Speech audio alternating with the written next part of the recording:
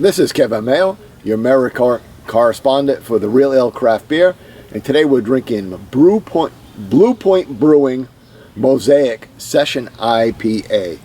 So Bluepoint will be a little controversy. It's owned by AB InBev now, so it's an Anheuser-Busch product. They bought them sometime last year, and they're considered, supposedly they're leaving it alone and let them continue to do their stuff. So, which is kind of what Anheuser-Busch is doing these days. They can't compete in the craft beer market, so they're just buying breweries and adding them to it. I mean, I'm sure at this point the Goose Island experiment seems like it's been reasonably successful. Broader distribution, but the product really hasn't changed that much, or changed at all, I really should say. So we'll see how it goes out. This is a year-round beer. I don't know for sure that it's only Mosaic hops. Their website doesn't really indicate that. Everybody's guessing that.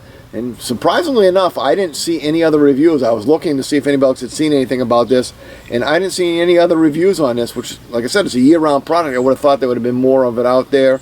It is 4.8% ABV and 45 IBUs. And like I said, I don't even know if there's any other hops in it besides Mosaic. Their website really doesn't give you much more background. They do, they've been around since 1997. They started by two guys that like craft beer. And they're out on Long Island, which is just outside of New York City, for those of you who don't know your state geography all that well.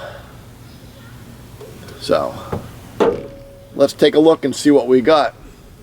We've got a massive amount of carbonation. The bubbles are just streaming up through it.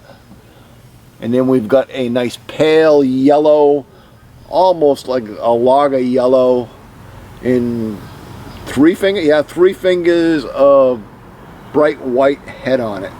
So their most famous beer is Toasted Lager, and I think this might be lighter than that. I think that might even be darker than this beer.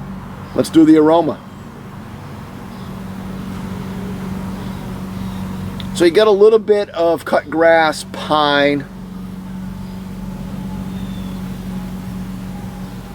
and a little bit of citrus.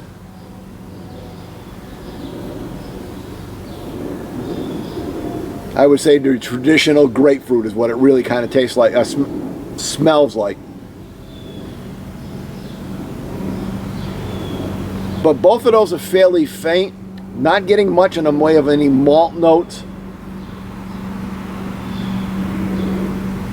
So yeah, you get a little bit of clean cut grass, a little bit of pine, a little bit of grapefruit,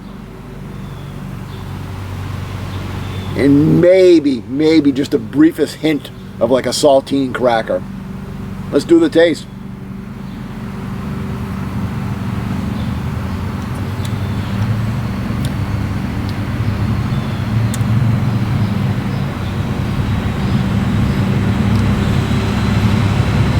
Got a little bit of, though the aroma didn't have it, I do get a little bit of malt background. You get a little bit of like toast with the very first taste.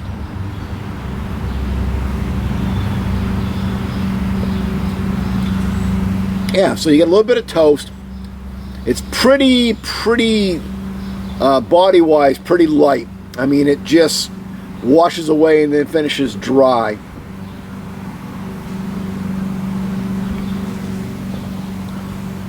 You get a little bit of bitter in the back of your throat.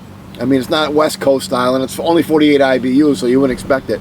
But a little bit more of the bite, bitter bite, than I would expect from 48 IBUs.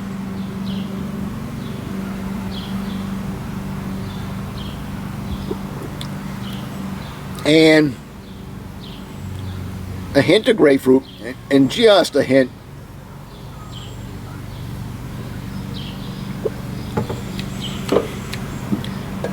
Yeah, definitely some grapefruit. And that, my friends, might be about it. It is a reasonably mild beer. I don't want to call it bland. That would be really knocking it. It's drinkable. Session IPAs, I think it's hard to really do it right, because you end up backing off the malt backbone so much that the beer itself tends to be kind of washed out in general.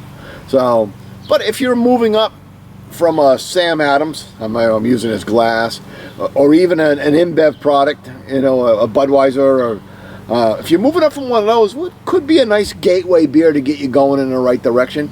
I mean, you wouldn't want to drop into a, you know, like a palate wrecker or something like that. So it'd be a good step in the right direction, give you a little bit more oomph in your beer. Score-wise, like I said, it's fairly mild, drinkable. If I was at a party and that's all they had, I wouldn't be bitching about it. I would say probably a solid 78 out of 100. Till next time.